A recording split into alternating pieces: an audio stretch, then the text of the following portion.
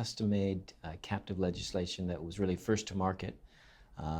Secondly, I would say that we've been at it the longest. So you have a deep and well-developed body of support infrastructure. You've got service providers who have really for now generations of careers have been supporting the captive industry, the captive business. Thirdly, the reinsurance market, which has developed in Bermuda, many of those reinsurers, because of the nature of the business here and the large number of captives which are also formed in Bermuda, administered in Bermuda, have developed captive reinsurance programs. And that leads me into the fourth reason. It allows captive owners to really use one trip to Bermuda a year as a one-stop shop. They're able to meet with their regulators, they're able to have their annual meetings, and they can also go down the street and see their reinsurers on their captive program. Bermuda has always been characterized as being an innovative environment, going back as far as the captive itself was innovation, and pretty well all of the interesting developments from rent-a-captives, segregated accounts companies that have been used over the years and brought other layers of possibility to the captive product have had their origin in the Bermuda market. So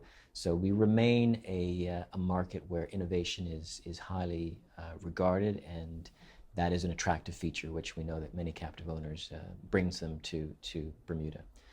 The last thing that I would say is the regulatory environment that we have here has always been a robust one, and it really reflects the innovation that I just talked about reflects both in the private sector and the public sector.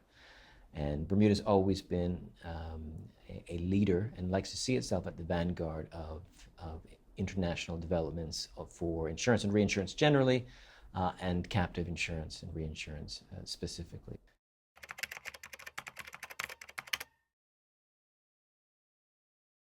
I think the biggest story in the global regulatory trends area is Solvency II and the developments that have led to Solvency II, which is now on track to be implemented in Europe on the 1st of January of next year. Bermuda decided early on that it would seek to obtain Solvency II equivalency for its jurisdiction. It's important for the entire industry, not just the captive sector, but also the commercial reinsurance space, given the expected barriers to entry into the European market for any non-equivalent jurisdiction. In doing that, in developing a Solvency II compliant regulatory framework, Bermuda had to keep in mind the sometimes competing interests of the different areas of the insurance sector. So for the captive owners, by and large, they are mainly attracted to regulatory efficiency, not having a lot of red tape to deal with, being able to use their capital efficiency, having relative freedom related to the risks that are being underwritten, of course, but having relative freedom within those parameters. Largely, the success story of Bermuda in this area has been that we've been able to achieve the best of both worlds, as it were, with bifurcated equivalency or segmented equivalency, where there's been a recognition that captives, the classes 1, 2, and 3, are limited purpose insurers. They have some restrictions on what they can do, in particular relating to third-party risks that can be written and the scope of that. And within that, they have a level of regulation which is appropriate to them.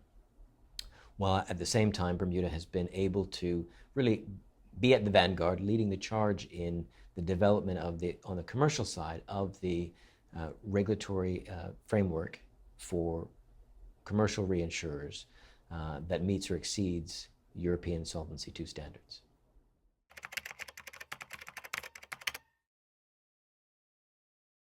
One of the trends that we're seeing is really for established markets like the United States is the entry of mid-sized corporations which with smaller annual premium that they're putting into a captive, really looking at and starting to use the captive concept for their own risk management purposes.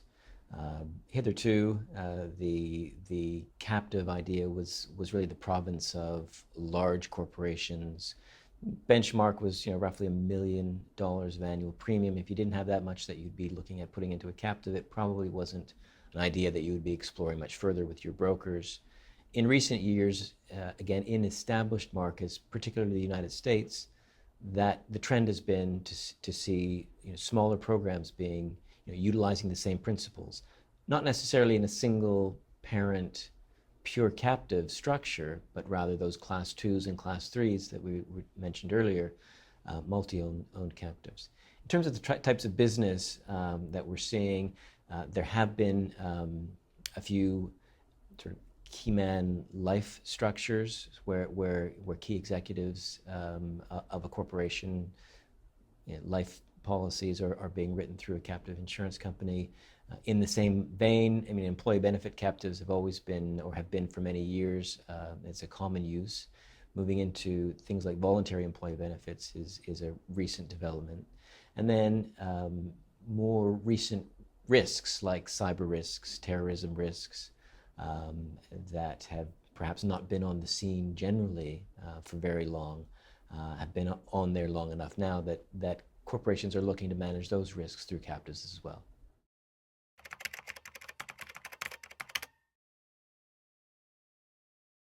Well, emerging markets in general and Latin America in particular is playing a very important role in terms of the new captive formations.